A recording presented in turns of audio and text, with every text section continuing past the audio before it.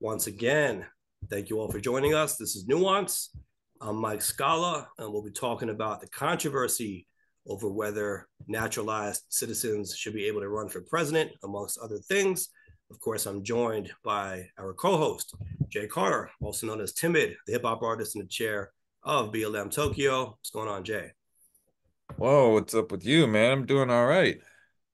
Just All right. preparing today for uh trying to get out. It's gonna be a little bit warmer today, so had to get some stuff together to take a short walk and whatnot. So yeah, I needed that. Yesterday was cold as all get out, so Yeah, well, it snowed here in New York, I believe for the first time in over 2 years. So we haven't been used to what? it. But as soon as I got back to New York from Florida, it hit with the snow. And it's funny because it really increased my feeling of not wanting to go back out. Of course, when you get back from a long drive like that, you just want to chill out for a minute anyway. Absolutely. And it's kind of funny, right? Because you just took a vacation of sorts for a few weeks, you're back, and now it's like you need another vacation because you're tired from that long vacation, especially the drive and everything. But I was just kind of getting back to work, but working from home and chilling out a little bit. And then the snow hit. And so I really don't feel like going anywhere right now. I feel like staying in for the rest of the week and just working from home kind of at a leisurely pace, right? And kind of easing myself back into things, chilling out. Kind of wishing I was back in Florida, to be honest, weather wise. I get that. I definitely get that. Um, I think it was like I kept wondering. I had my heater on yesterday and just like it's chilly, but my heater's been on and I checked the temperature and it was like, like 36 degrees outside. And I'm like, well, that's why. Like it's much colder than normal. Mm. And so, you know, it was good that I could turn it up and it got me thinking because I'm talking with some people from an organization out here. We're trying to get some blankets and clothes out to the victims of the earthquake that happened at the front of the year. And as the temperature is dropping, it's like, I do feel lucky that I'm able to be inside with a heater, and you got people that are displaced Mm-hmm. a few prefectures away. So yeah, it's count those blessings and whenever you can. Yeah, absolutely. And, you know, it's always good to help those less fortunate, right? Pay it forward. Yeah, yeah. So So I've been talking about my experiences on the road and in the South, observing the cultural differences between the northern and southern US. It's something I never really encountered to that degree until this trip for some reason. It's not like I've never really, done this trip. I've driven through the South many times in my life, but yeah. I never really encountered the cultural differences as much, or maybe had these moments of clarity, right? Where it's like, aha, that's a big difference. Maybe here and there.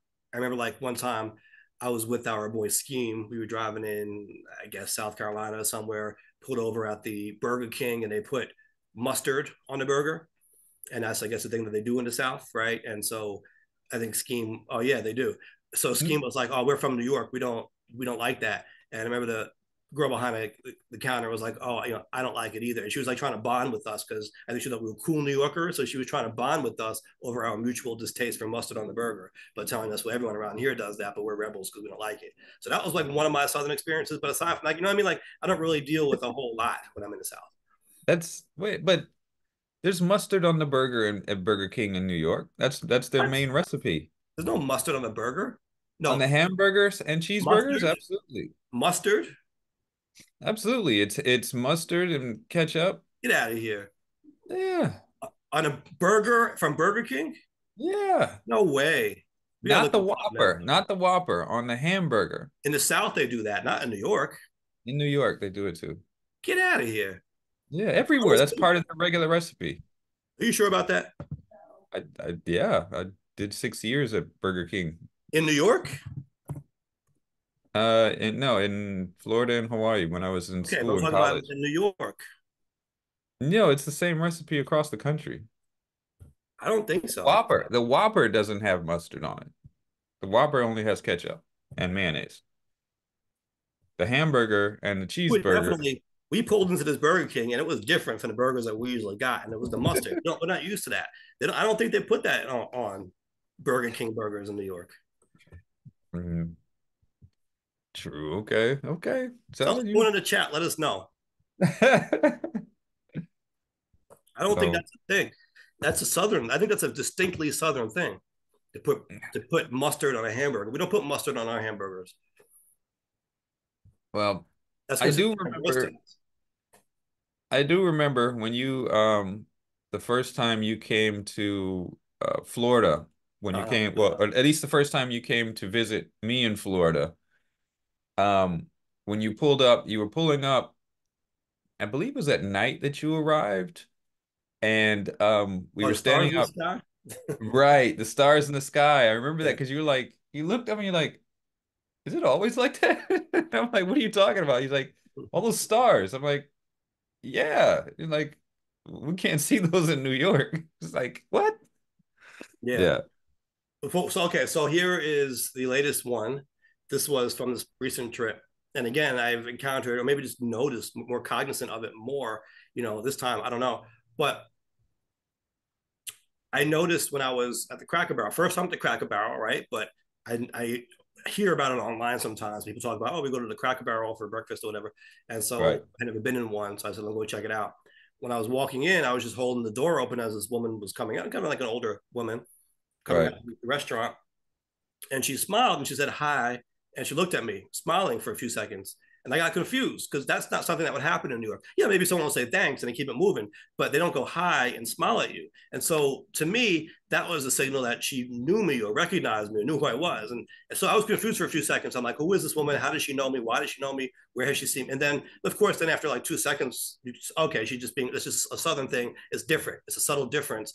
That kind of interaction you wouldn't expect in New York. And then I think she did say thank you, maybe because I didn't say, I think I was just like confused. I might have said like hi, maybe under my breath or something like that. And she was like, thank you. And I said, you're welcome. And I walked in. But it was definitely a different type of interaction than I would get up here.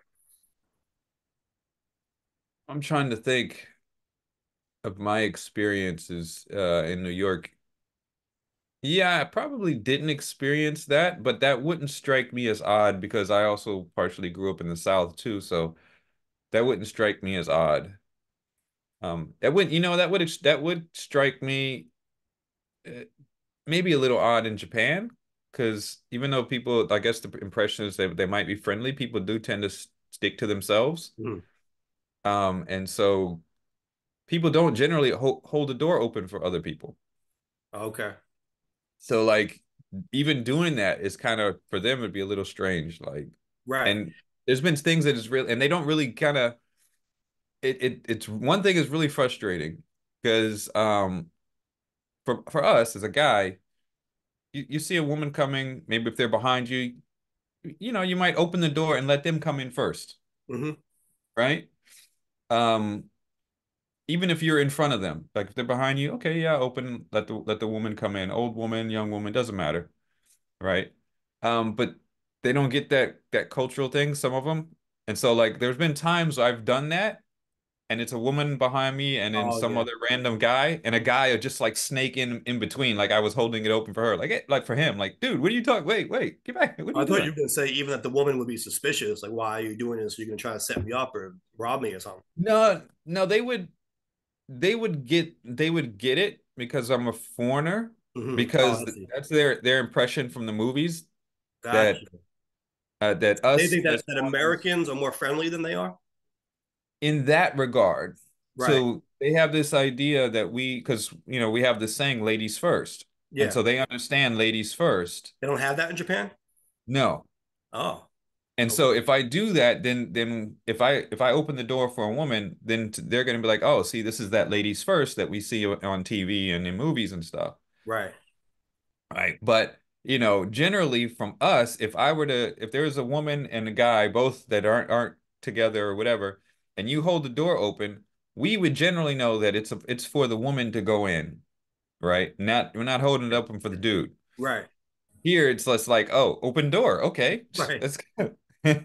And so it's happened many times. I hold the door open and like a guy that's just randomly there would just like sneak in front, dart in front of the woman that I was holding it open for.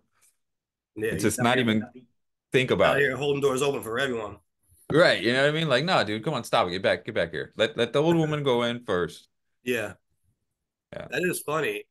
And someone on my thread was saying, because I posted about my experience in South Carolina, someone was saying when they were in the South, they would be suspicious of people who would do that, who would say hi, or who would show that outward hospitality, right? They call it the Southern hospitality because they're not used to it. So in New York, if people were to approach us like that, we might think of it as some kind of angle. They're going to try to ask us for Mhm. money, or they're going to try to scam us. They're going to try, they're going to try to sell us something. That's kind of our mentality. And I think that's what it is. That's why we're a little bit suspicious of strangers, because we think everyone has an Right. angle, has a hustle, right? But we are still nice, just in a different way, because, like we were saying, it is customary to hold a door open for someone, especially a lady, right? That's, you do that in the States and certainly in New York. But people don't, it's a subtle thing, right? They don't say hi as much. They just say thanks and keep it moving. But this is more Right. like an invitation for a conversation. It was a little confusing to me because I'm thinking, like, I just held the door open. So now where is this supposed to go? Am I supposed to say, how's your day? How's the wet? Like, you know what I mean? Like, because you wouldn't do that in New York. It would just be like, no problem. Keep it moving. Right. Right. It's yeah.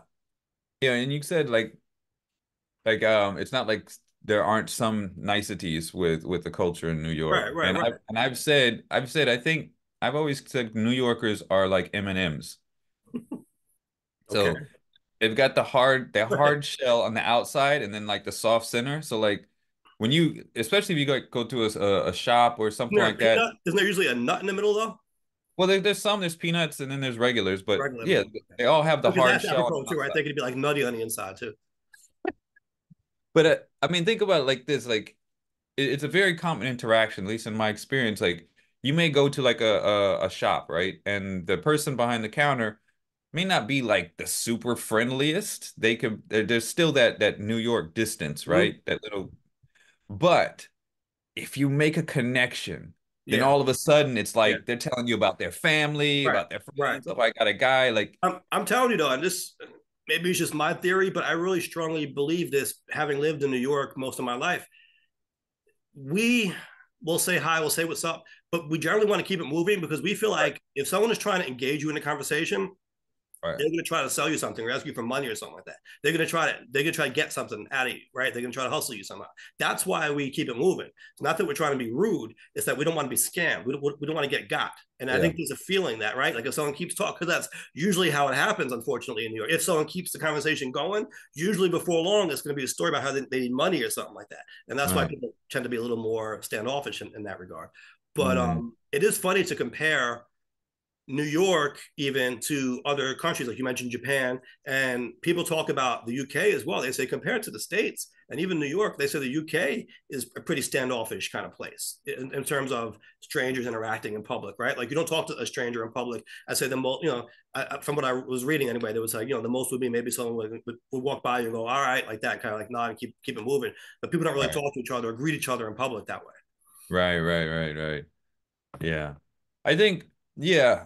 And there's varying levels, right? Yeah. Like you said, there may not be a high or whatever, but there may be a what's up or just a head nod or an acknowledgement of somebody, and you just keep it moving.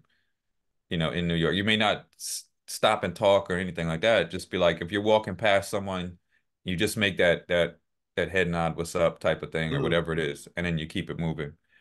So, In New or York, even like, yeah, in New York, or even like, say for example, if you're going out a door and someone's coming in, you might just be like, "What's up?" and they'll be like, "What's up?" and then you just keep on moving. You know what I mean? yeah, yeah, yeah, yeah. And Just again, to it's not like everyone I think is against helping people or even giving money to people who need it, but it's the feeling of just being taken advantage of, right? Because like you're right, giving someone kindness and they're giving you kindness, but then it turns out to kind of be a front because they're pretending like they're trying to just be all friendly, but really they want something from you, and then you feel like you're right, being taken advantage of, right? Whereas if it was more direct, if he just said, "Hey, listen, I need some money," then maybe people would help him out, some people wouldn't. But it's like it's the ruse that we don't like, right? We don't like feeling like we got somehow hustled. well, it's a tough city, and everyone's got to be everyone's on guard, and everyone's trying to make it through it. It's a tough city to get through. So Yeah, yeah. But people will be very kind also. I think that point sometimes gets lost on people. Like if you need help, you know, let's say your car breaks down or you have to change a flat tire and you're stuck on the side of the road, people will come by and help you. You know what I mean? It's not Right. like everyone's out there just out for themselves and being rude.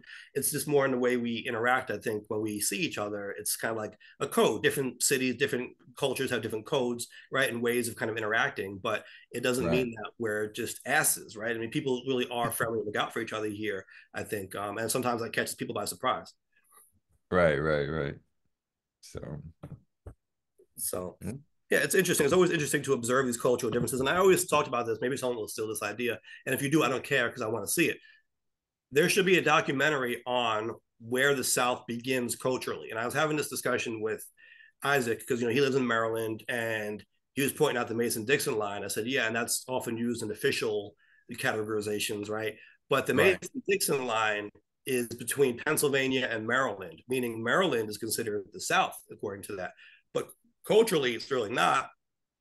And Isaac pointed out that, for example, Maryland was with the Union in the Civil War, wasn't fighting for slavery, right? Virginia was in the South, but not Yeah. Maryland. That so that could be one way of looking at it. And also, it's just you know the culture, right? You can kind of see the Southern accent, for example, the niceties that you know when you hold the door open in Maryland, are they going to say hi? Probably not. In South Carolina, they will. So you start to try to pinpoint where does it begin culturally. When you're in Northern Virginia, right outside DC, it still feels kind of northern. It doesn't feel quite like New York, but it kind of does. It feels like a New York light in a sense. And a lot of people from that area are transplants from the Northeast.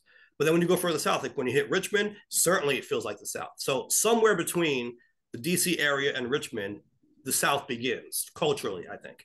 But where exactly? Could you pinpoint that, right?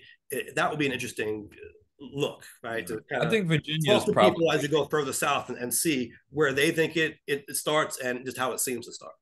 yeah, I think Virginia is probably that first line where Yeah, which absolutely. starts the sound. Yeah. But where in Virginia, right? Where exactly? Fredericksburg? I mean, where Just would it all of be? it. It's all All anything of in Virginia. Yeah. no, but I'm telling you, I spent a lot of time in Alexandria. It doesn't feel like the South. I understand you could plausibly say it's the South because it's Virginia, and you know that's all good. Yeah. But it's way different there than compared to Richmond. Let's say in Richmond, you feel like you're in the South. Alexandria, you don't get the Southern accents nearly as much. It just kind of feels like New York light. You know, it feels because it's DC. It's a DC area still. Right, right, right, right. So that's what I would like to see. And in fact, I stopped at a place. Oh man, I forgot the name of it now. Soups, something like that. Uh, it had some funny name. It said fresh food made to order, and it was right off Mhm. the highway. So I went in there, but really it was a gas station. But when you go in Mhm. there, it's kind of like a mock Subway type place where there's all types of Subway sandwiches that you can get, but you order them from a computer. And so you're instead of talking to someone and saying this is how I want my sandwich, you're pressing all your options on the screen, and then they make it, and then it comes out. And that was between Richmond and DC, but I think it was still closer to Richmond than it was to DC, right? I think figure if it's about 90 miles, give or take, in that space. Maybe it was 30 miles north of Richmond, something like that. And it still kind of felt like the South there. But that will be in my documentary. I would, as I was leaving, I said, man, I wish I, I would have actually spent time to talk to the people who work there and ask them, like, do you feel like this is where the South begins? Is it a little further south, a little further north? Can we pinpoint it, culturally? And there may not be a definitive answer. It kind of could be like, shades of gray as you get closer to Richmond, but still be interesting to see. That could be something that could be even a mini documentary where you just take that drive in that Right. area and just interview people on the street or in places and ask them, do you think you're in the South? Like, Yeah. Yeah. Yeah. and why? And why? Yeah. Yeah. Yeah. It's true. But So, like you were saying, I bet you some people even in Northern Virginia will say yes because they would say all of Virginia is a southern state. right. You'll get that too. But yeah, Yeah. it's always interesting. Boom. Put the project on the docket. We'll get, we are just talking about putting Isaac's camera to good use. Oh yeah, Boom, there it is. We got it. that's true. We should get Isaac in on that too, since he's from that area. Yeah, that'd be what's up. So, yeah, and you know what? I've what was it? I'm trying to think of what would we consider DC? It's not the South. It's not the North. I guess it's Mid just it's Atlantic. yeah. No, but So it is though.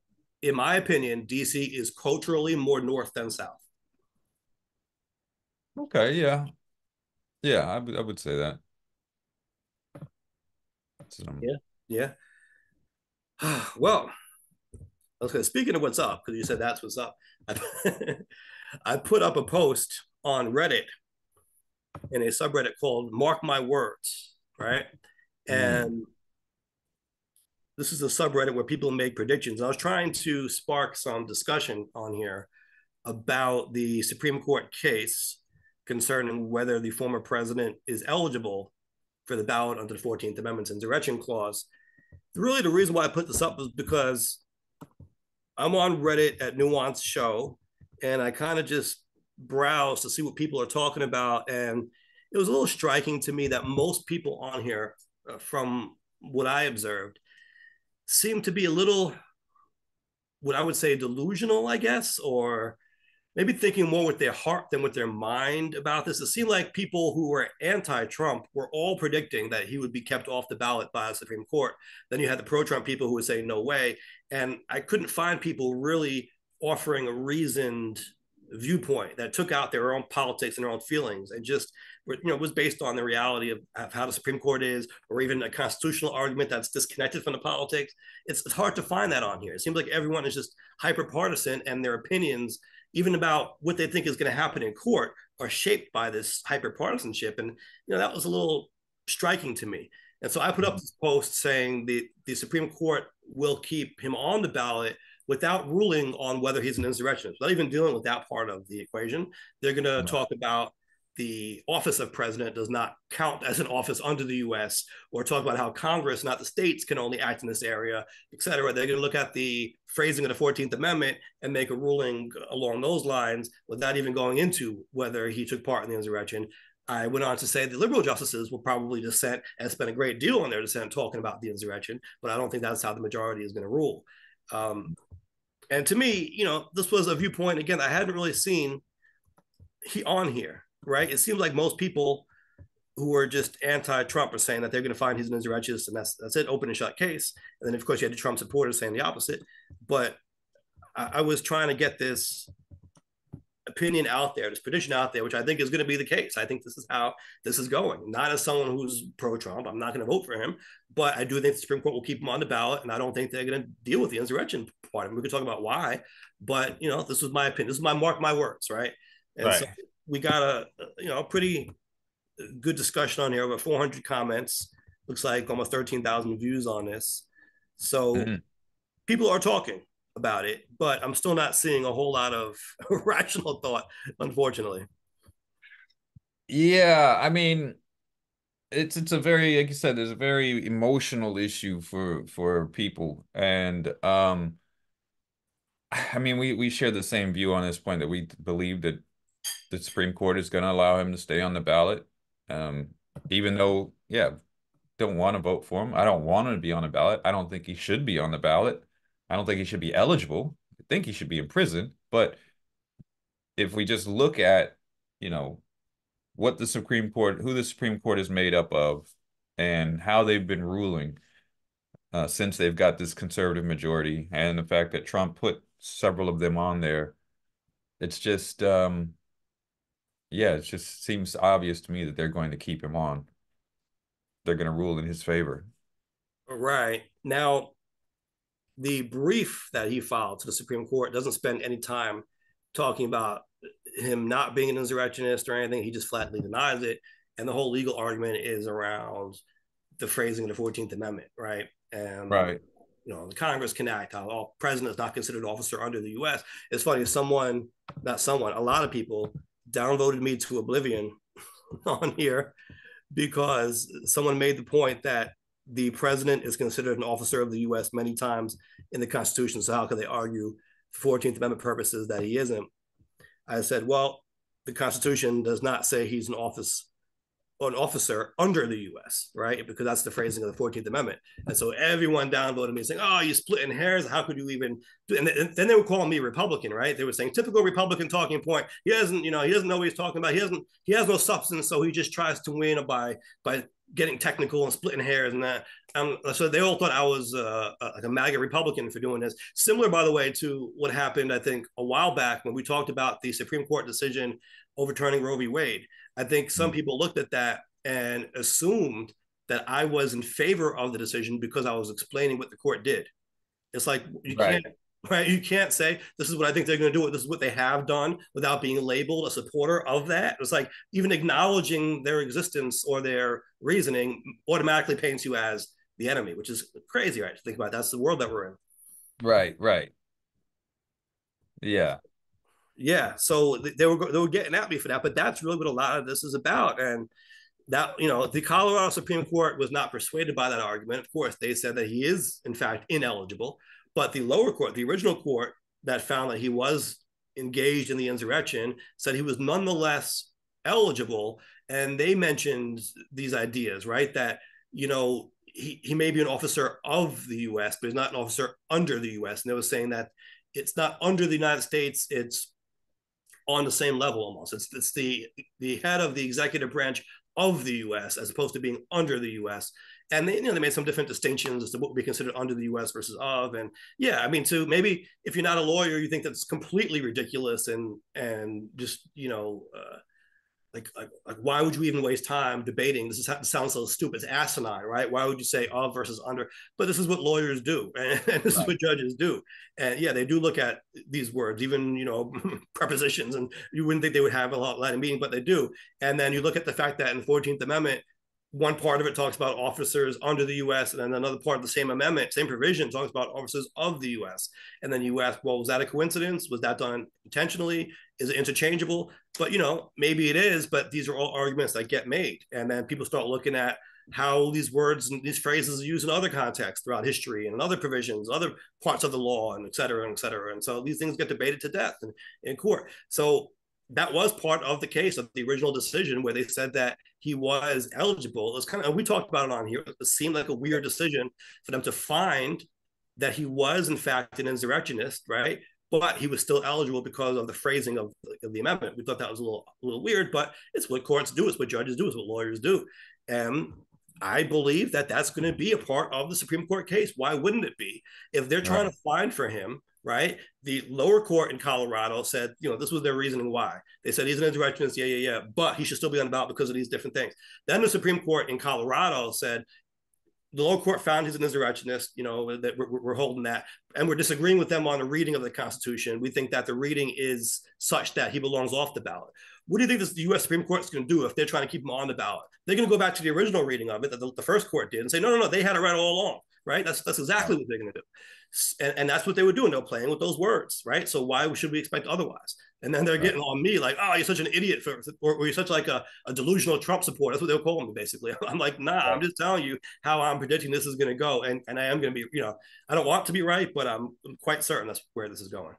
Yeah. I mean, it would be like a major upset in sports if the Supreme Court were like, no, he doesn't belong on the ballot. That would be crazy. And then you have all these different theories and interpretations. Look, it's good to generate this kind of discussion. I'm actually happy that we got over 400 comments on this topic, but clearly most of these people here are not lawyers and they're saying things that really don't make any legal sense. A lot of people, this seems to be coming mostly from the Trump people. They're saying that no court can find that he's an insurrectionist unless he's actually charged and convicted of insurrection. And they're saying that that's what the Supreme Court is going to do. They're going to say he was never charged, never convicted of insurrection. Therefore, no state can knock him off the ballot. No court can find he is without a criminal conviction. And I said, well, maybe that sounds nice to you, but that's just not how the law works. The 14th Amendment does not require a criminal conviction to keep someone off the ballot. And in fact, it's not even only about engaging in insurrection. If you read the text of the amendment, it's engaging, it's aiding, it's comforting, it's assisting. So just to give comfort to the insurrectionist, maybe he hasn't committed insurrection from a legal criminal point of view, but he will still meet the requirements of the amendment, which says that he gave comfort to an insurrectionist, right? And then some Right. people said, well, no one was convicted of insurrection, but many people were convicted of Sedition. sedition. It was it uh, seditious conspiracy, as Sedition. they called it, right? Yeah. So then, so then people want to split hairs on that side. They'll say, well, but technically those are different crimes: rebellion, insurrection, sedition. Those are different crimes. But again, if you look at the text of the 14th Amendment, it doesn't require a conviction of any of those crimes. It's just a behavior, right? A rebellion against the U.S. Many people were convicted of that type of behavior. Someone else pointed out that you would have to be convicted, or I guess positive that you would need to be convicted in a criminal context, and he wasn't convicted of anything yet criminally. And so how can the Supreme Court of Colorado or any state kick him off the ballot without a criminal conviction? Aside from what I just said about the 14th Amendment not requiring it, I also made the point that it's very common in our justice system for people to be held liable in civil court and not yet in criminal court, or maybe even acquitted in criminal court. O.J. Simpson being a very famous example, right? Acquitted in criminal court, found liable for wrongful death in a civil case, because there are different standards of evidence, right? Different burdens of proof. One is reasonable doubt, as we know in the criminal context, which is a very high burden. Preponderance of evidence in the civil context, a lower burden, it means more likely than not, right? So you don't need a criminal conviction to be held liable, to lose a civil case. It happens all the time, right? And so people get that wrong also. A lot of people are making that mistake on here. They're saying that he wasn't convicted in criminal court, therefore he cannot be punished in any way. Yeah, he can't be punished criminally, but there still could be civil penalties, right? He could be sued, for example. He could be held off a ballot. You don't need a criminal conviction for any of that. You never do, right? So, again, a lot of people are getting just getting the law wrong. Right. Yeah. So, just being hip hop, as soon as you said reasonable doubt, what popped into my head. Yeah. So I can't hear that phrase without thinking of that. And But then yeah, a lot of people also bringing up this point that there's too many comments obviously to go through here. I'm just trying to scroll a little quickly. People were hold on a second. All these different theories that they're throwing at me here. What was the other one? I forget which one I was going to point out. But go ahead. Maybe it'll come back to me. You're talking about reasonable doubt. Oh, no. Just that hearing that phrase, definitely triggers the memory of it. Yeah. Okay. So this is what it was. So some people were saying that they were conflating the 14th Amendment's insurrection clause with other provisions of the Constitution. Actually, we'll get to that for our next topic. But there are other qualifications for president in the Constitution, like, for example, being 35. Yeah. And so that's a citizen. Yeah. And so they were saying a lot of people are doing this. They're making a mistake. They think that, and maybe it's just a very kind of rudimentary way of understanding all this. I get it. But they're saying the qualifications for president are, 35, natural born citizen, not being an insurrectionist. And they're kind of lumping them all together. And they're saying he simply doesn't meet those qualifications. And I said, watch the Supreme Court. They're not going to talk about whether this is an insurrectionist. They're going to talk about the process of it and the wording of the amendment. And they're going to say that the states cannot bar a presidential candidate from running under these constitutional provisions. And then a lot of people came back to me and they're like, oh, great. So if I'm under 35, that means I can run for president? Cool, bet. I'm like, no, that's a different part of the Constitution. That's not the 14th Amendment. We're talking about the 14th Amendment's insurrection clause, which talks about which offices can be disqualified, first of all. And that's part of the debate also. Presidential elector, or senator, or congressman. And then it has kind of this catch-all, officer under the U.S. And so that's part of the discussion. Is president officer under the U.S.? Okay, that's part of it. And then you talk about having taken an oath of office to the U.S. And then you talk about, Section 5 down there says Congress may enforce these provisions. So there could be an argument, and in fact, they are raising that argument that Congress has to act and the states can't. And that's a whole other argument. So these are all arguments about the language of the 14th Amendment. When we talk about being under 35, that's not part of the 14th Amendment. So all these things we're talking about, they don't apply to being under 35. That's part of the Constitution, a different provision in the main body of the Constitution. So if the Supreme Court says that the states can't bar a presidential candidate from the ballot over the insurrection clause, that doesn't mean that people under 35 cannot run for president, but they're acting like that's what that would mean. You know what I mean? Like they're just not understanding that. Right. I and part of it is not wanting to understand it. I think you touched on it earlier when you were talking about just people getting emotional about their point of view in it, to regardless of what's happening, what the truth is, or what the facts are. You know, I feel very, like I said, again, I feel very strongly about Trump not being on the ballot. He shouldn't be on the ballot. But I can also see that he's going to be, because that's just how things have been playing out. And some of the people just don't want to look at that, or can't see that because of whatever their emotional connection is to their opinion. Right. And one of the things that they teach you to do in law school is to look at what the other side is going to do, what they're going to say, understand their argument, not for the purpose of empathizing with them necessarily, but for the purpose of winning, right? If you want Right. to be able to effectively counter their side, you have to understand it. You have to be able to internalize it and even argue it yourself in a way, because that's how you can poke holes in it, right? That's how you can identify its weaknesses. It seems like a lot of people want to ignore the other side and just dismiss it out of hand. Like it's not even worth talking about. It's not even worth considering. And that's dangerous, right? Because it leads to this. It leads to this, this hyper partisan divide, people not being able to even talk to each other, people being emotional over everything, not having rational thought, and quite honestly being deluded, right? Because a lot of people now are deluded into thinking the Supreme Court is going to agree with them.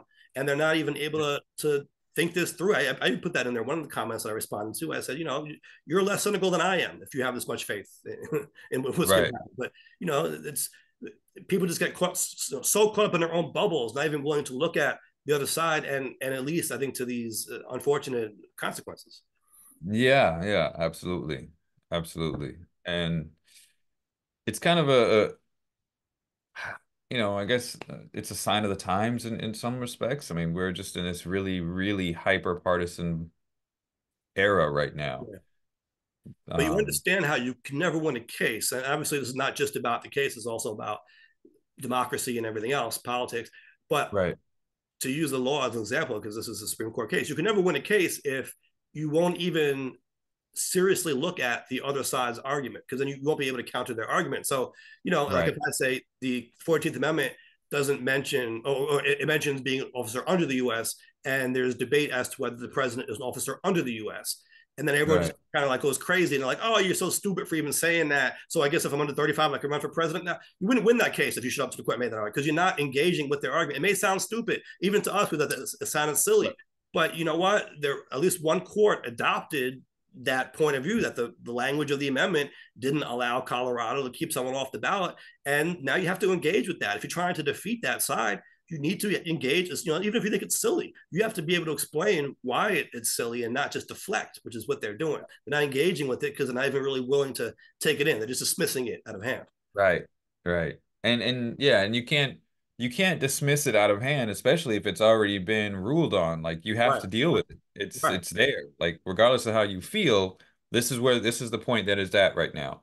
And And so at a macro level, many voters, have been voting that way or say that they're going to vote that way. And so again, yeah, you can't dismiss if you're trying to convince them to come to your side. Just basically yelling past each other isn't going to get you anywhere. absolutely. And it's sad that that's where we are. But we'll see. This is a mark my words, right? And so I am making a bold prediction on here. We will see if I am right. I again don't want to be right, but I suspect that I will be. Mark my words. The prediction I made on Mark My Words is going to be correct. I'm doubling down. Right, right, So, I do want to segue into the next topic and not spend a whole lot of time on it, but there is a topic that we wanted to get into about someone running for president who was a naturalized citizen as opposed to a natural born citizen. But right, before we do, I just wanted to spend a minute or so talking about the Iowa caucus. I know you sent me something about someone bringing DeSantis a participation trophy, which is kind of funny. right, But there was a stat that came out, and I'm gonna have to Google to get the exact number, but they polled Iowa caucus goers who were there to caucus for the Republicans, right? So these are mostly Republican voters. and they asked them if Trump were convicted of a crime, would that be disqualifying, right? Mhm. And most of them said no, but the numbers were interesting because I think it was somewhere around 68%. I got to find the number, but let's say between two-thirds and three-quarters of them said no, he would not be disqualified. But what does that mean? That means that a third, a quarter to a third of them, of Republicans, said yes, that would be disqualifying. Now, Mm. imagine in a general election if he were to lose a quarter to a third of Republicans, and we're talking about these very, very tight races, decided on the margins. That would be the death knell, right? That would be disastrous to lose that many Republicans because you need all your Republicans, plus independents. So to lose that many Republicans, I think suggests that if he is convicted, it's pretty much game over. You know, I don't count this guy out. Especially when it comes to the polls. I don't count him out. It's hopeful. I think that if he gets convicted, that so many people would turn on him. But yeah, I don't count him out. You know, Honestly, these are like get this. you know, I think he's pretty much proven when he said that if he shot a guy in the middle of what was it, Madison Avenue, that Uh, that he wouldn't lose support. He's pretty much proven well, Fifth Avenue. I don't know about Madison Avenue. That's pushing his Fifth luck, but Avenue. Fifth Avenue, yeah, you might get away with Fifth that one. Avenue. Um, so But 65% said still if convicted, but 31% said he would be unfit if convicted. That's a big chunk, though. 31% of Iowa caucus goers, right. Republicans. So the number is a lot higher for independents than for Democrats. Sure, sure, absolutely. So that's Absolutely. that. That is trouble. The other thing I wanted to mention is DeSantis took second place. He's really put all of his resources into Iowa. I don't even think he's competing in New Hampshire. And of Mm, course, South Carolina is Nikki Haley's state, where she herself is struggling against Trump. But DeSantis put all of his eggs in that basket. He really, I think, he needed to win Iowa or come a lot closer to have any momentum going forward. At the same time, it's a shot to Nikki Haley's campaign. Also, it's not a good look on her to come in third after she had all the momentum really going right, into it, at least between her and DeSantis. And so, right, really, it's only benefits Trump, I think, going forward. As far as I'm concerned, the nomination is pretty much locked up at this point because I think both of them failed. DeSantis and Haley both failed. Not that they were expected to win, but right. DeSantis came as such a, if he would have had a close second, maybe down by a couple of points, then maybe he would have had some more energy. If Haley would have beaten DeSantis, then she would have more momentum going forward to New Hampshire and South Carolina. But because of the way it ended for both of them, struggling for a second, and again, with DeSantis putting all that energy, he did the full Grassley, they call it. He visited all 99 counties in Iowa, and he Mm, still barely pulled off a second place win. He should have done a lot better if he was going to, have a serious shot. So as far as I'm concerned, Iowa pretty much sealed it. right. Yeah. I mean, and I'm sure they're all feeling a sigh of relief because Vivek has dropped out of the race. Yeah, yeah, and endorse Trump. Right? I mean, but he was doing that all Yeah, the time, the whole yeah, time, right? Like, I think his whole campaign was like campaigning to be Trump, either in Trump's cabinet or try right, to be a VP pick for Trump. Uh, he was trying to be, to swing from Trump's, old right. man bag. Well, I saw an interview with him prior to the caucus, and he was predicting a shocker. Right, he said he was going to win, but they were asking him, "Okay, so what is your coalition? How are you going to get there?" And he had a very, very particular voter that he was going after. He was like a young computer programmer and a Ron Paul T-shirt. And it's like I'm thinking, yeah, but generationally, it just doesn't really work. I mean, who's wearing a Ron Paul T-shirt who's still young? I mean, he's looking for young Right, people who never voted before. Like Ron Paul ran for president. When was that? 2008. right, They might have been in diapers back then. People like it just didn't. I think the voter he was describing didn't really exist. right. I mean, yeah, I don't.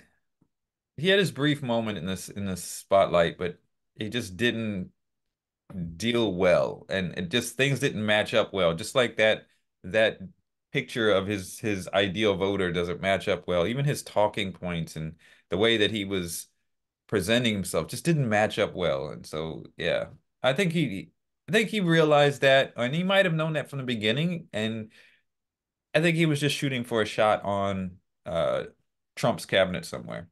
Yeah, yeah. People do it just to make a name for themselves, right? Get Yeah. themselves out there, get famous, parlay that into anything. Like you said, it could be in the cabinet, it could be something else in business for them, could be a show on Fox News or anywhere. You know, it could be, Right. Yeah. Oh, he would love a Fox News spot. Gets to run yeah, his or mouth. he could be a YouTuber and start his own thing, right? I mean, it's sky's the Yeah, limit. yeah. You know, you make yourself famous, and then you can go from there. Yeah, I mean, right now, actually, at the level of visibility that he's created, he all those options are open to him. He doesn't have to go to Fox News. He could do YouTube and make money there and social media and start doing speaking engagements or a book, those book types of things. He could do that. Yeah, There's other conservative media out there, like, what was it, the Daily Caller and Bright Breitbart or whatever it is. Yeah, these types of places. yeah. Yeah, there's openings for him Or because TikTok. I think people have said that he's running to be president of TikTok. there's yeah. Once you build that profile, that visibility, there's a lot of options that he could exploit at that level. So All right, so let's pull up. Speaking of exploring options, one option a Mr. Cenk Uygur is exploring is the president. See, even though he was not born in the U.S., right? And so he's got court cases over this. He's appealing to secretaries of state. He's trying to get on the ballot in various states with mixed results. And a one court case was already against him.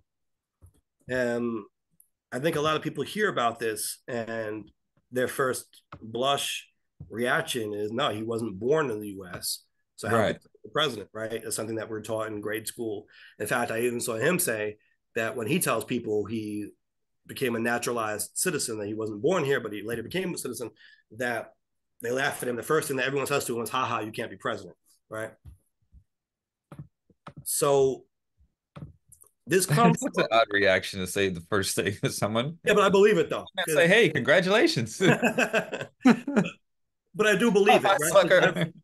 I've heard that throughout my life too. Not directed at me, obviously. I was born here, but when someone says that, it's like because that's what we think of based on our Right, education, right? When we think right, of becoming a citizen, we think, oh, you can become a citizen, you can vote, but you can't be president. Like, that's the one thing you can't do, right? Because you can right, basically do everything else the citizen right, can, but you just right, can't be president, right? That's just our understanding of things. right, So, and that comes from the Constitution, right? It's not made up. It's not right, a conspiracy. The let's pull it up right here. Section 1 of Article 2. No person except a natural born citizen or a citizen of the U.S. at the time of the adoption of the Constitution shall be eligible to the office of president. right, No person except a natural born citizen. Then they talk about having to be 35 years old and 14 years a resident. But right, the natural born citizen part has been subject to much debate and wasn't ever really definitively ruled upon, right? People sometimes get that confused also. The Supreme Court never issued a ruling on what that means to be a natural born citizen. A lot of people have understood that to mean you have to be born in the US. However, most constitutional scholars, I believe, interpret it as you have to be born a citizen of the US. Doesn't matter where you were born, but when you were born, you had to be a citizen. And in fact, there have been people who ran for president, not successfully, but who have ran for president before who were not born in the US. Ted Cruz comes to Ted mind, born in Cruz. Canada. Mitt Yeah, Romney's father, George Romney, born in Mexico, right? John McCain, you might even throw in there, born in the Panama Canal Zone, I believe under US territory, but not physically in the US. So, but right, still born, all these folks were born U.S. citizens because of their parents. So, if it went to the Supreme Court, would they have decided against these candidates? Maybe. Maybe if Ted Cruz became the Republican nominee, maybe if George Romney had become the Republican nominee, the Supreme Court would have ruled them ineligible. I tend to think they wouldn't, and we can get cynical again and say maybe depends on the politics of the court at the time. I don't know. sure. But broadly speaking, I don't think that they would have been held ineligible. I think that being born a U.S. citizen is a natural born citizen. Right, right, So I think that's a bit of a misnomer when people say you have to be born in the U.S. But again, hasn't been really tested. right. With Cenk And Uygur, I'll get go ahead. I know, go ahead. No, I was gonna Oh, say that. That's what I was gonna say. So he's trying that to take it a step further. right. Yeah, to say that uh, now I don't know what his rationale is, right? Because it does clearly say be a natural born citizen, which he Right. clearly was He not. was not. So I'm not sure what his angle is to try All to right. So I'll tell you, he's going back to the 14th Amendment.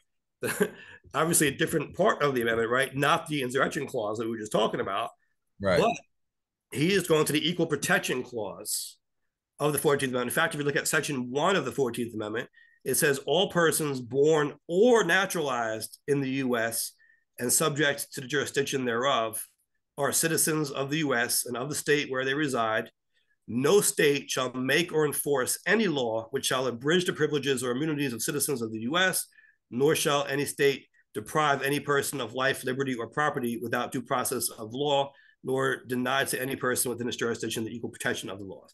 So he's saying that the 14th Amendment, which was obviously passed well after the rest of the mm, Constitution, right? This comes post Civil War, mm, overrides that initial part of the Constitution. Such was it Article 2, Section 1. He's saying that the 14th Amendment overrides that because it says that you can't deny naturalized citizens of the equal protection of the laws. Essentially, you can't discriminate against someone who is a naturalized citizen, and this is discrimination. There are problems with his argument, however. I'll say that. yeah. I can see how someone could look at that and be like, okay, this is an opportunity to argue this point. I can see that.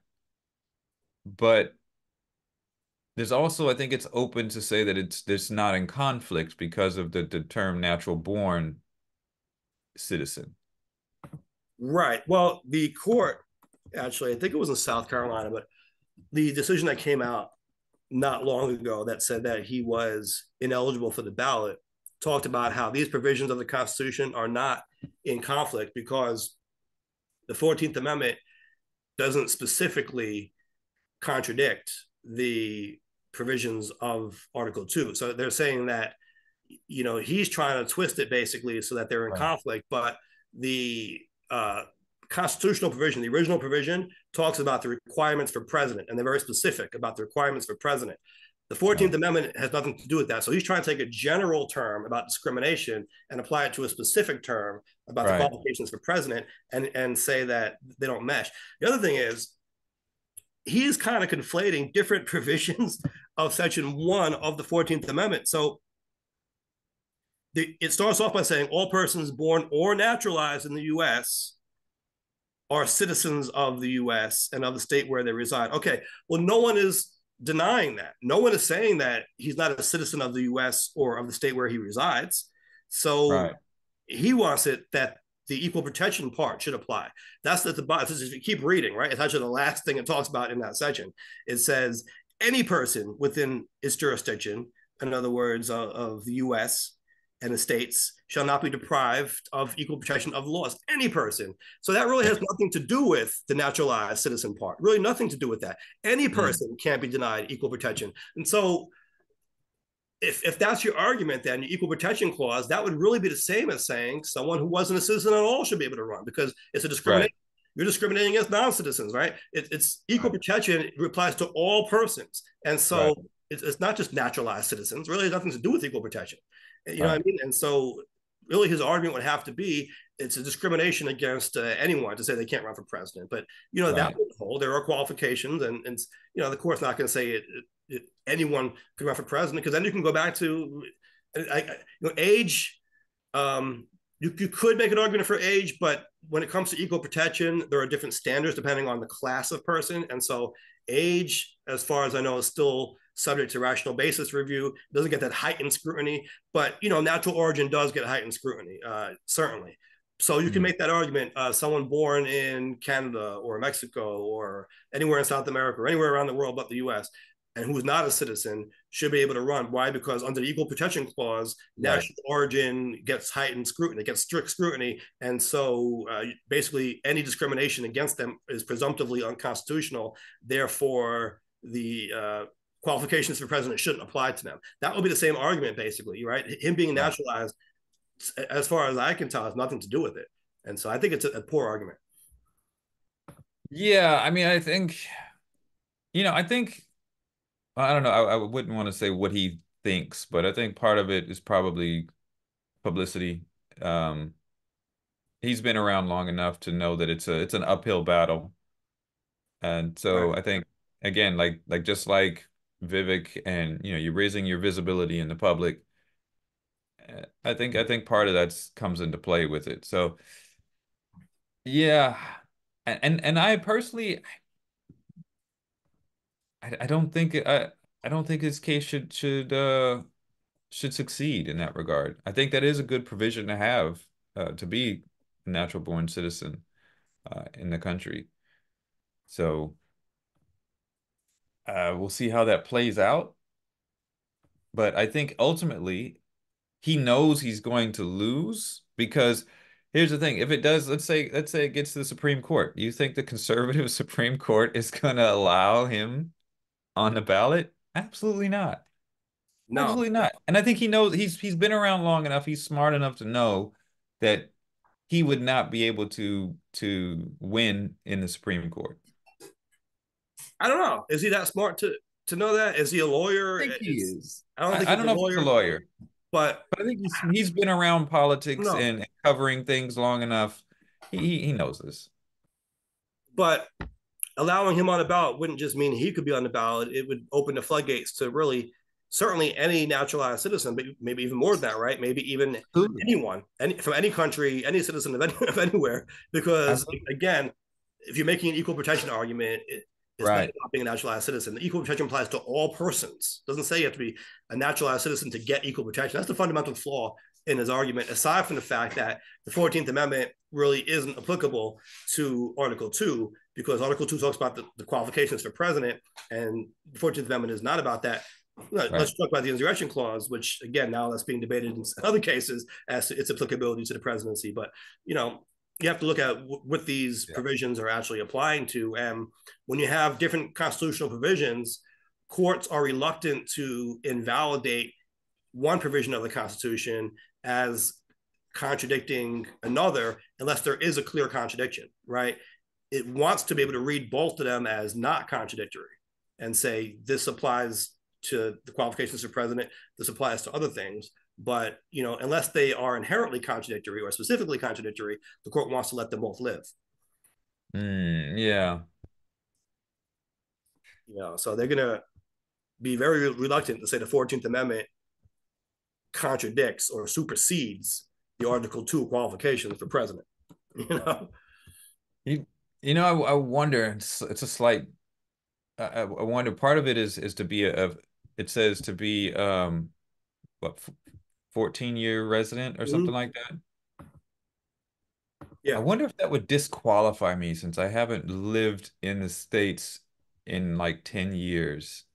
Would that Yes. disqualify me, or could it be read as 14 consecutive years recently, or it could just be 14 years total? Because I've lived more than 14 years in the States, but just the last 10, I haven't been in there.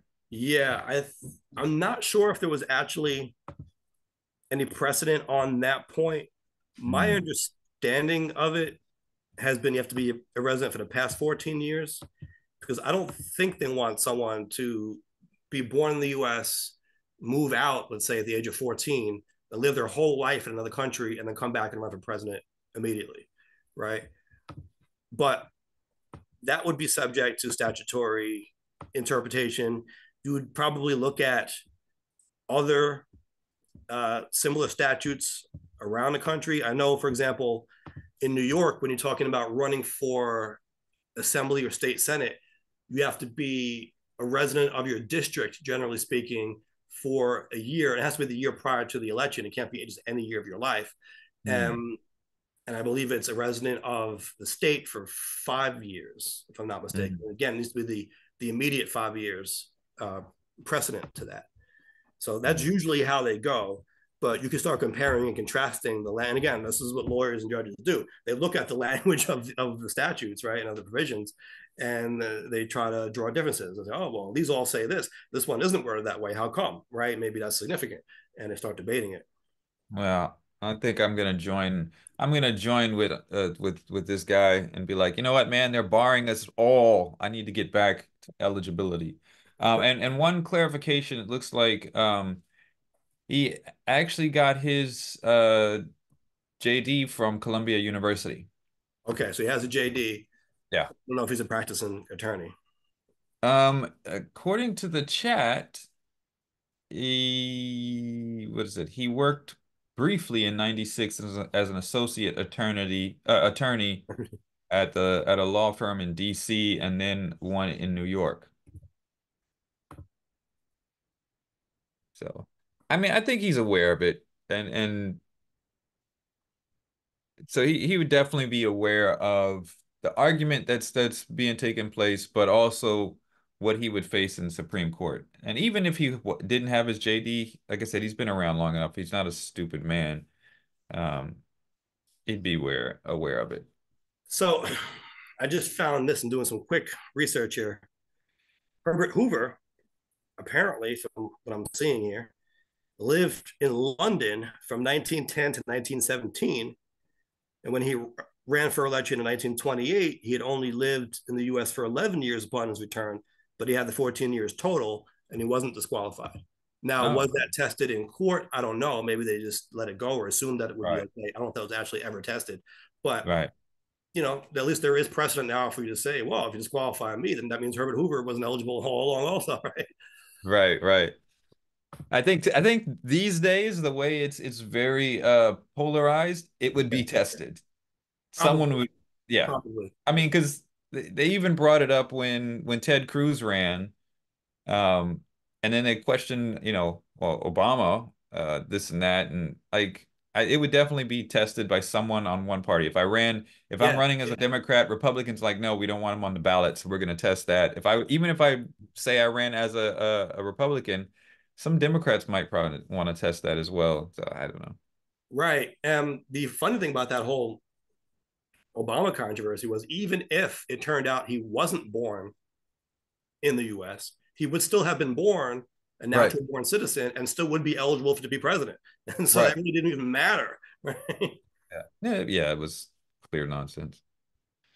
So, Um, yeah. And, one thing you could also do, uh, I feel like I'm giving you free legal advice now for when you run for president, but you could look at the statutes in other states. For example, I believe in New York, the actual law is going to talk about being in your district for the 12 months immediately preceding the election.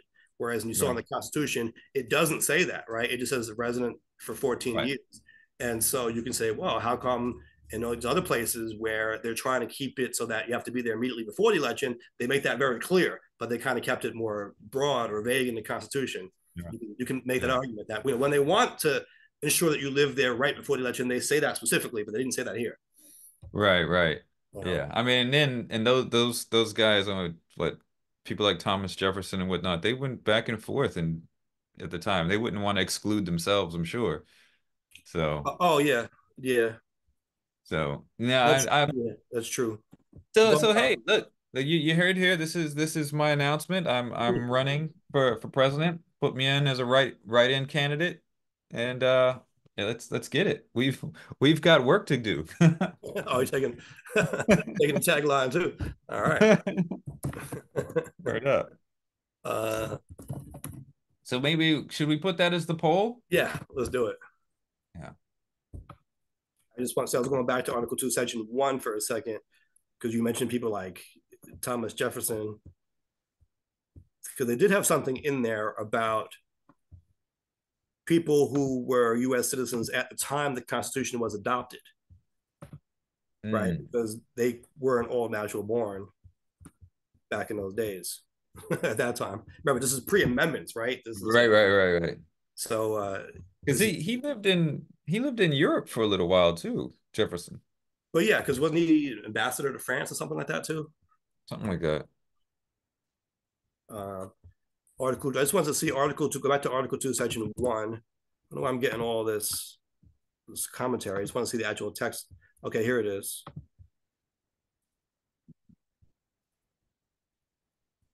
Okay. No person except a natural born citizen or a citizen of the U.S. at the time of the adoption of this Constitution shall be eligible to office of president.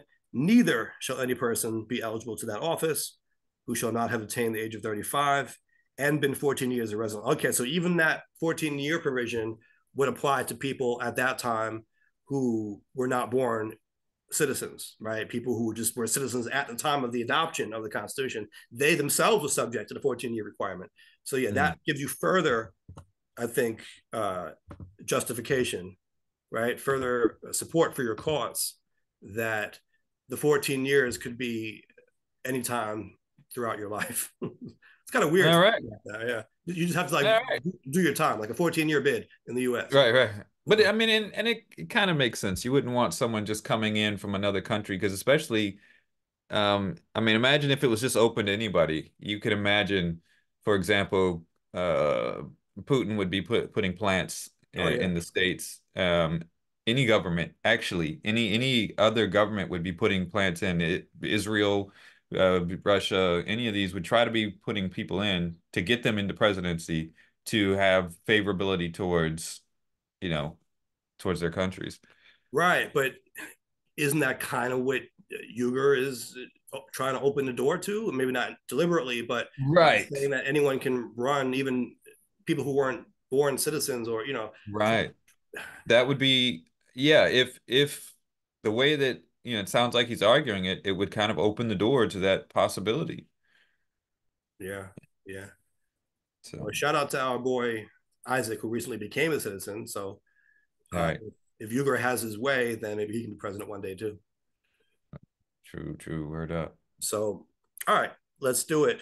The poll question of the week is: do you believe that naturalized citizens who were not born US citizens should be eligible to run for president? Mm. I predict, mark my words, the majority of people are going to say no. Interesting.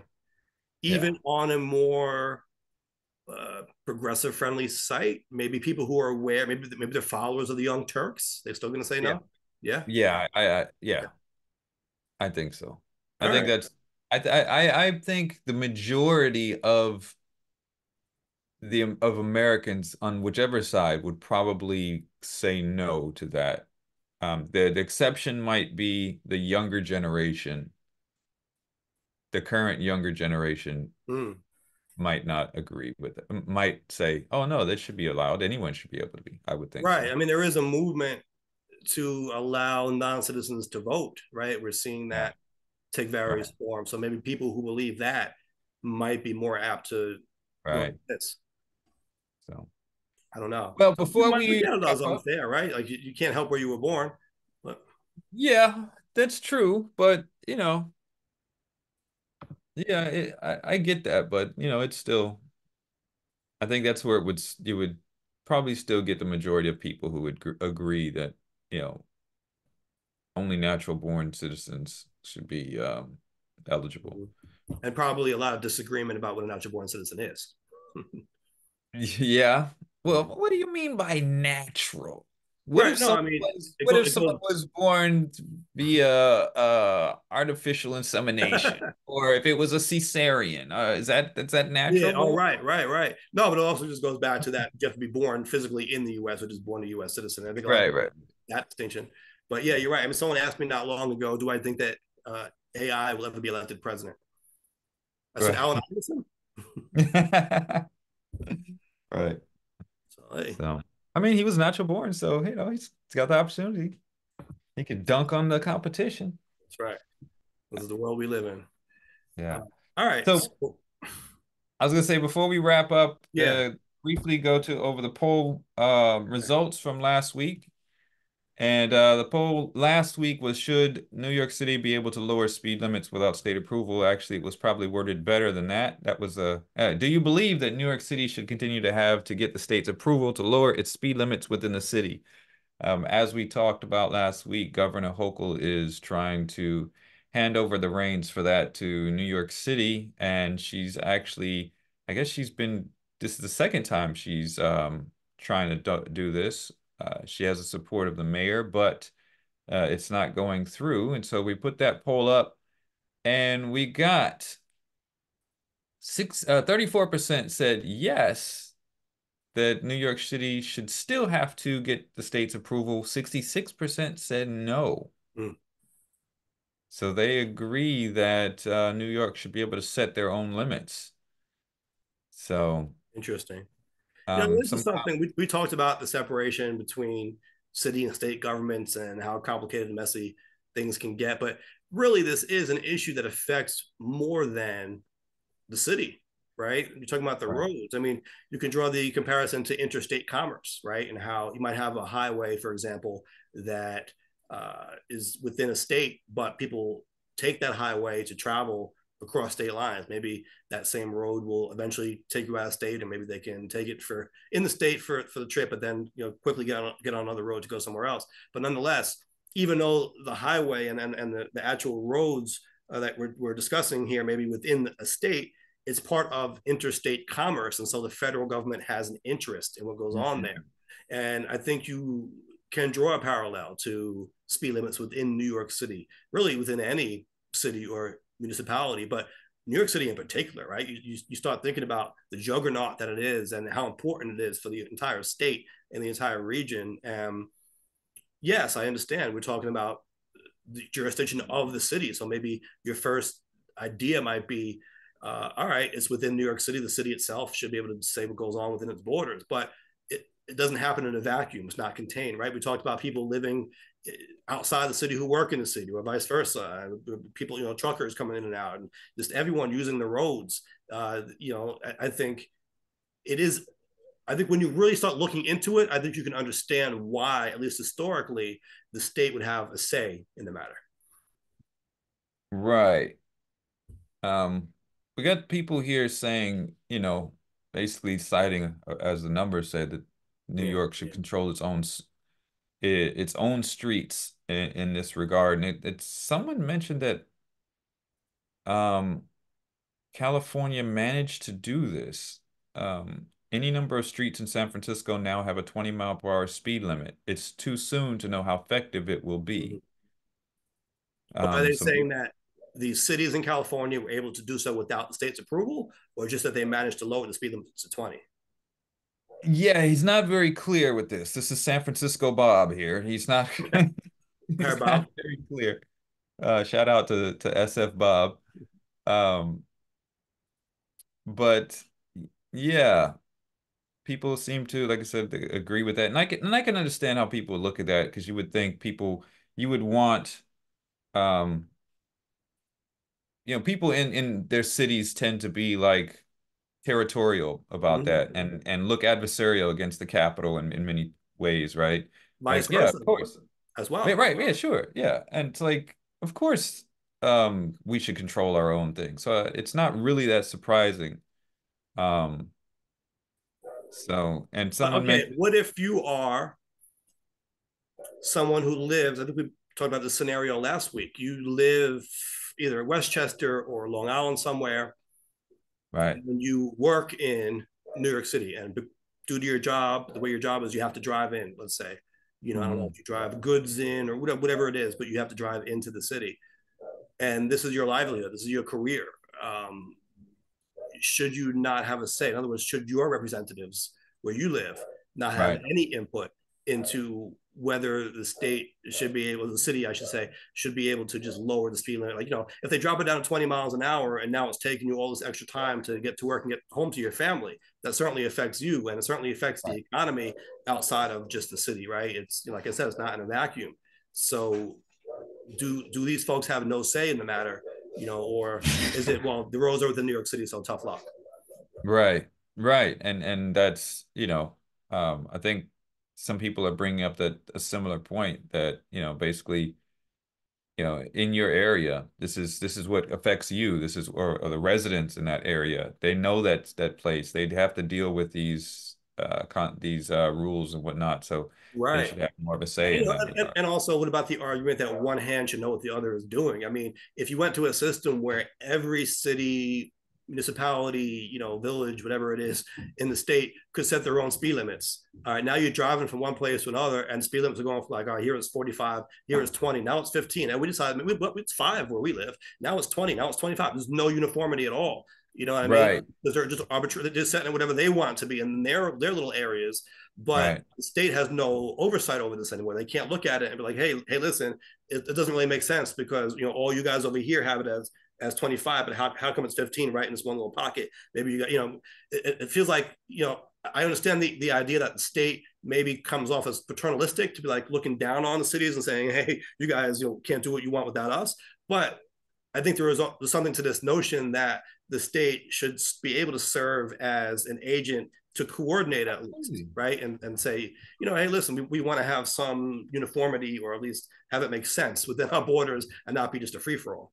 No, absolutely, absolutely. And I think in many regards that's the function of the state, right? To have kind of that paternalistic type of role in there. Like cities aren't countries unto themselves or states unto themselves. There still has to be some kind of thing that lords over them, so to speak. Yeah. Um, in this case, should I think we looked at whether or not this is being applied, if Hochul was applying this to all cities in New York, or if it was just New York specifically, and if New York is just a specific case, a special case because of its size Mm-hmm. and its Right. economic areas and this and that. So Right. And I think we saw that this was for New York City in particular, right? right, I think this is more particular for New York, and I think there's an argument to support that as well, to say, well, New York is a special case because, I mean, it's the largest city in the country, basically. So like it could function itself as a state in that regard as far as population or economics Right. goes. So Right. maybe there is reason to give it a little bit more autonomy because it has special needs in that regard. Not to say New York has special needs. You're right. But I mean, some would agree with that assessment.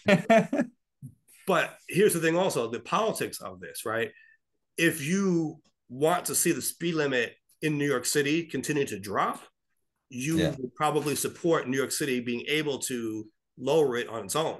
If you think that it's dropping too much already and this is getting out of hand, then you would probably support the state still having oversight because the state is more likely to, no pun intended, but put the brakes on lowering the speed limit that much, right? Because we saw in the city, there is an effort now to drop it down to 20 miles an hour citywide. Does it stop there? I mean, it's going to 15 next. Well, I knew you were gonna say something like that, and so you're gonna like this comment here. This is Okay. from Thomas from New York City. Okay. What's up, Thomas? He said New York City should be able to ban SUVs and should do it. I own a car and live in Greenwich Village. It's so difficult to see ahead of or around SUVs because they're so high profile and block the view of anyone driving a traditional sized car. They're a menace to pedestrians and other drivers. What does that have to do with the speed limit, though? It is funny. But it has to do with this idea of people trying to I guess attack driving in different ways or the autonomy of driving because it's like okay well yeah okay you can drive but you can't drive this type of car because this blocks my view on the Yeah, road. but you So know what? I'm kind of with them on that. Not that I would want to what? ban the SUVs. Not seriously, but I understand the sentiment, right? Because when I'm driving, it seems like everyone has these big cars now, and yeah, it's true they are dangerous. You can't see around them, Right, and right. you're in a parking lot. They're taking up all the spots, and like you can't get in the spots anymore when you're pulling out the parking lot. You can't see around the cars. These big like buses that are engulfing you. You know what I mean? Like they're just taking over the whole world. And when I went shopping, did I mention this? I went shopping for my last car. They just assumed I wanted an SUV. And they were showing me all these different SUVs, and I was like, "No, I don't want those. I want a sedan." And the salesman got confused, and he was like, "Wait a minute." He's like, "Just so we're clear, you don't want an SUV at all?" I said, "No, I want a car. I'm here shopping a car. If I wanted a bus or a truck or a van, I would have told you that. I'm shopping for a car. You know what I mean? Right, But that right. became the norm. It's like that's just what they assume everybody wants. They're gas guzzlers. They're certainly worse for the environment. You know what I mean? Like, so I understand the sentiment. Again, I'm not seriously on the tip of let's ban all SUVs, but I get where he's coming from. Right, right. And that as is the nature of internet discourse that spawned a little bit of a thread of its own with people talking about yeah, there should be a limit for the what was it? What is he saying? Their headlights are blinding. SUVs are probably the worst car invention in modern era. There should be an established standard for the height of headlights off the road, so this blinding problem can be eliminated. So it Okay. seems like people are just not a fan of SUVs, but it's a Listen, when I become a but soccer dad, I'll reconsider my position. But right, right, right, I'm right. good with the car. I don't need a bus. I'm trying to drive a bus. But so the results say that people seem to support this idea that Governor Hochul is pushing that New York should have the right to set their own speed limits. So very Yeah, interesting. listen, we can debate Very, that either way. Again, I'm mostly concerned about going from 25 down to 20, and then what's next? Like 15 would seem to be the natural progression, right? It seems like we're going towards no one is allowed to drive at all anymore, and that's concerning to me because we, but as we talked about, we haven't adequately addressed mass transit or gotten right, infrastructure, right, in place that would even support such a drastic move. And so right. that's really getting ahead of ourselves, I think. But to be fair, and I think it's important to point out that this drop isn't a drop that says that it has to be 20. It's just that it's able to be put down to 20. No, So it but it doesn't makes mean it makes that the default immediately. 20 unless otherwise set though. So for example, all these residential streets around here, they're 25 now. It would go down to 20, right? Yeah. It would be There are no 20 signs. everywhere. No There are no signs. signs out there? No, no, no, no. Most places there are no special signs for speed limit. It's just the speed limit of the city, which is Right. 25 now. Only if there's a sign saying it could be more than 25 will you see that, and that's rare, right? That's mostly on these big open streets. But they play games with you, like here in Broad Channel. When you're going over the bridge, it's a little bit higher, but then it very quickly dumps into Right. a more residential neighborhood, and yeah, it's 25 immediately. So it's like, I don't know, Right. 40 to 25. So the discrepancy didn't used to be as large, right? And people Right. obviously getting a lot a lot more tickets because of that. So Right.